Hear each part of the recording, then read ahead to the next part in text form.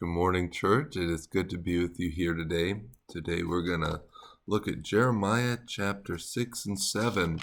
And here we have a callback to Abraham's discussion with God, where Abraham is trying to ransom Sodom and Gomorrah, and he's whittling down the numbers 50, 40, 30, 20, 10 people.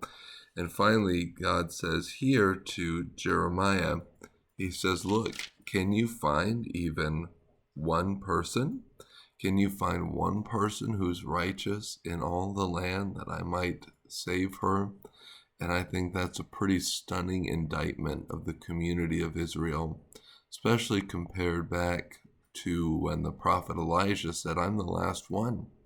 And God said, no, I've reserved 5,000 faithful ones.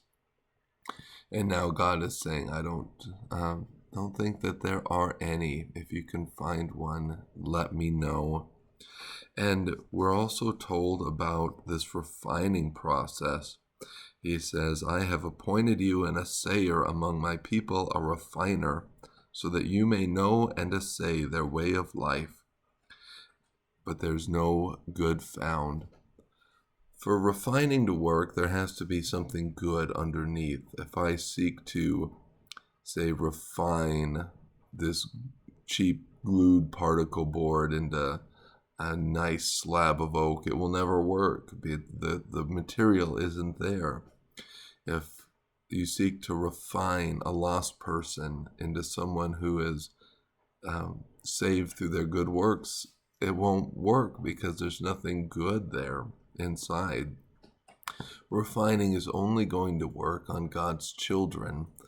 And so whenever we meet someone who we think needs refining or is lost, we have to start with the gospel.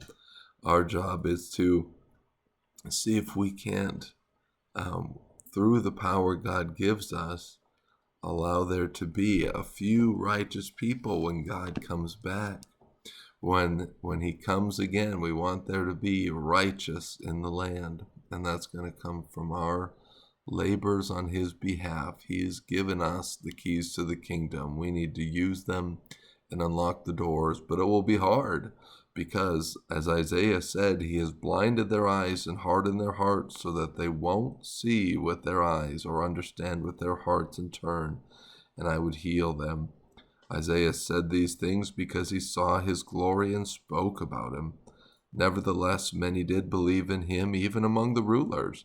But because of the Pharisees, they did not confess him, so that they would not be banned from the synagogues, for they loved human praise more than the praise of God.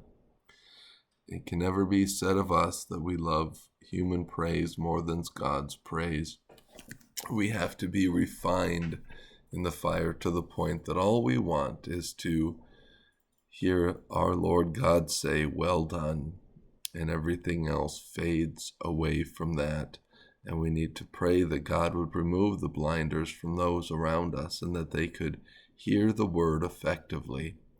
Enjoy your day of rest, church, and I look forward to talking to you soon again.